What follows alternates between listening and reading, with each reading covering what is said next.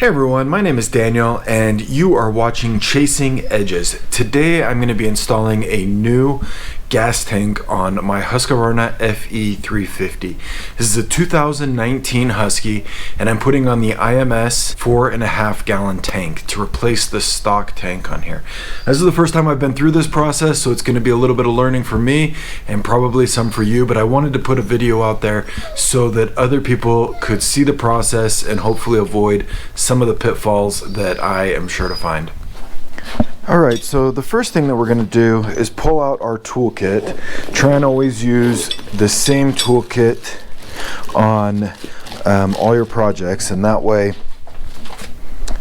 you always know that you have the right tools inside. Now, I've been through this a couple times. First thing I got to do is pull the seat off, and I know it's going to need either I think a T27 Torx bit or an 8mm socket, which I already have put on here. This side panel just pops off. Back here in the back there are a few little pins that you can pull off, and then this whole side panel slides forward and pops off. Next, the seat is held on just by this one bolt, and then it slides backwards. There it goes. It popped off real easy. So this seat is a Seat Concepts Comfort XL, I think is what it is. It's an extra wide one. It's supposed to be a lot more comfortable. So far I've enjoyed it. It's way better than the stock seat, which is horrible and way too grippy. It's almost rough, like sandpaper. This Seat Concepts is a lot more like hand friendly, and ultimately it has better padding, but the big benefit is that it's wider. Looks like we're going to want to pull off these side panels next. That looks to be a Torx, which I don't have in here, 27. And there's a couple back here also. And it looks like up underneath here, connected to the gas tank, there's one more itty bitty one that looks to be a 6mm, and that's it. Alright, now we will just repeat the same thing over here on the other side. I'll also pull off this side.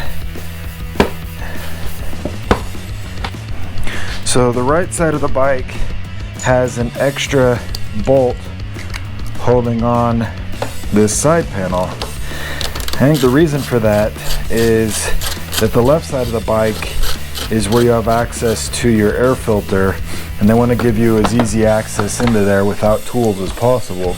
Looks like there's still that number 6 up here underneath, connected to the tank. So we'll finish taking off the bolts holding this front tank guard, and I believe there should just be one more. There we go. There's a Torx bit up here on top. And there's this one, which I don't believe does anything. Yeah. So I'm gonna just set it aside over here.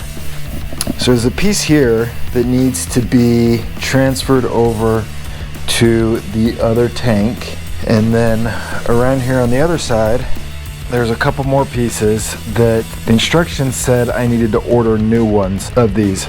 So now, just to be sure that I do this correctly, first I'm going to disconnect the electronics right here. There we go. Push it out of the way. And then second, I'm going to disconnect the fuel line down here, which I believe this is a valve that when it's disconnected it seals off the tank. But I'm not 100% certain about that, and so I've got to be kind of slow and methodical about this because I do have most of a tank left of gas. I need to pull this off and then pour it into a tank I've got over here. You can compress, there's a little button here which is a like a spring clip that holds on to the other end of this, and then inside of here I believe there's the valve, so that when this isn't pushed all the way in, it's the valve's inside of there, so that unless this is pushed all the way in, it's not opening up that valve. I believe that's it. I'll swing around this side and disconnect the air hose, and then try and lift this tank out without making a mess.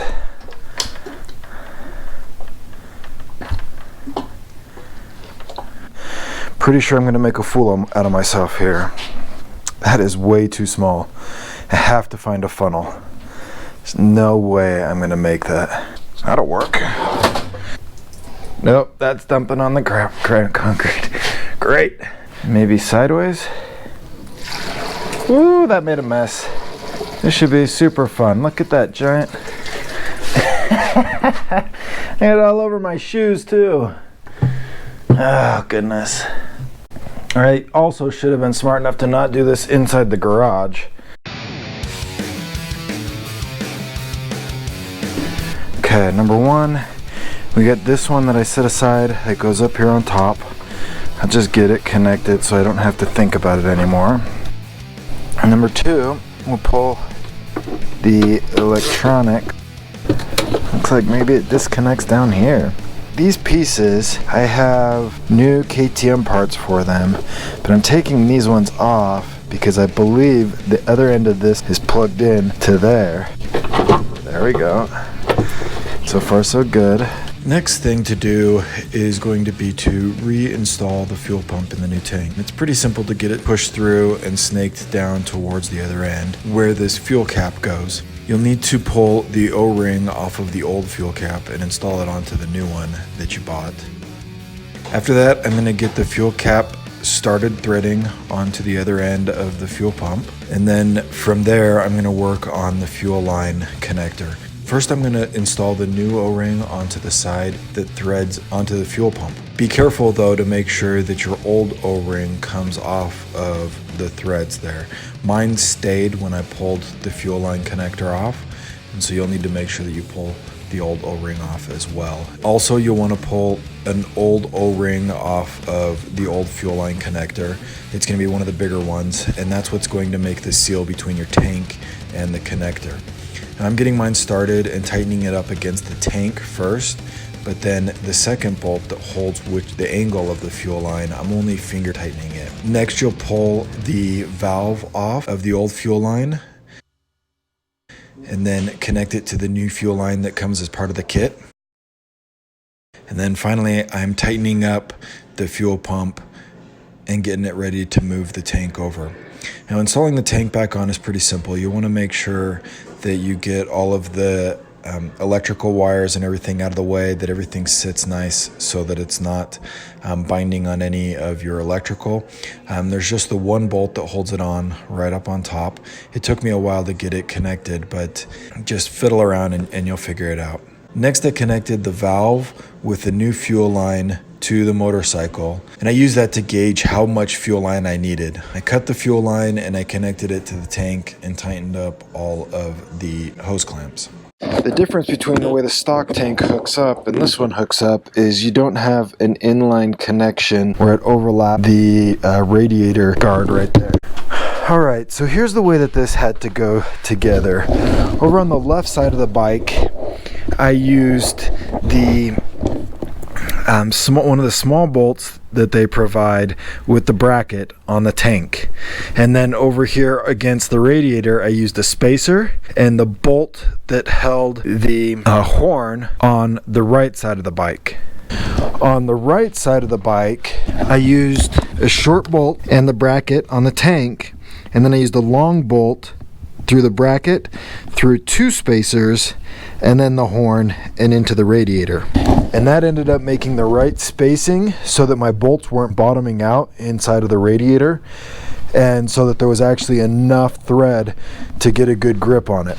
So the next thing I want to do is make sure that my tank isn't touching in any way or binding or doing anything goofy with these handlebars. I want to make sure that nothing touches, that I'm not pinching any wires, that everything has a good home for it. I also want to make sure that the tank feels solid and secure, Everything feels great.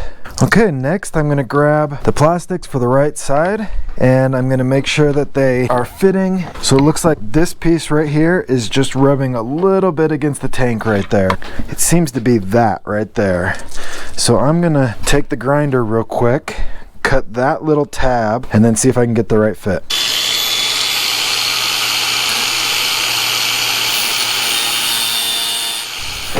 All right, it took a little bit of fiddling around, but I was able to get it. Now I'm gonna work on this bottom one, which if you remember was that little 6mm bolt. It's the one that goes up like this underneath. Next are the two brackets for the other side panel, and I'll grab that side panel. And if you remember, I stuck that bolt, another 6mm, back in right here so that I wouldn't lose it. So I can slide these two in and then line that up and stick the bolt in here. That right side is done. Now I'm gonna move around to the left side. So I got that side trimmed. Let's see if it fits in there. That fit perfect.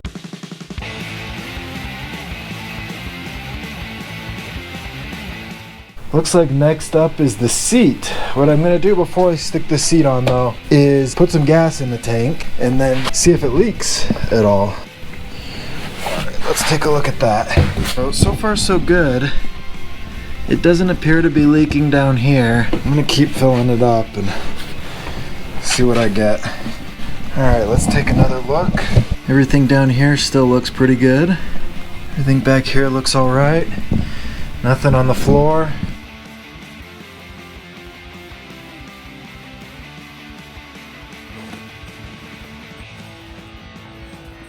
Alright, I think I got it. That's it for today. If this video is helpful, don't forget to give it a like. That really helps our channel grow, helps us to get out there and make sure that our results show up for the people looking for this kind of video. Thanks and take care. One thing that I really like about this new tank is how much wider it is. It changes the geometry of the front end of this bike. The stock bike only comes out to about that wide. It's only out to the edge of this radiator basically. And the new tank comes out an extra 4 or 5 inches on either side, which one will hopefully bring a lot more air in to keep this cooler, to keep the bike cooler. And then two, I feel like it also allows me the ability to keep my legs out a little bit farther, so I'm not constantly pinching in so close. I sit more comfortably with my legs spread apart a little bit more. And that makes it so that they're still hugging the bike, but they can be in a more comfortable position.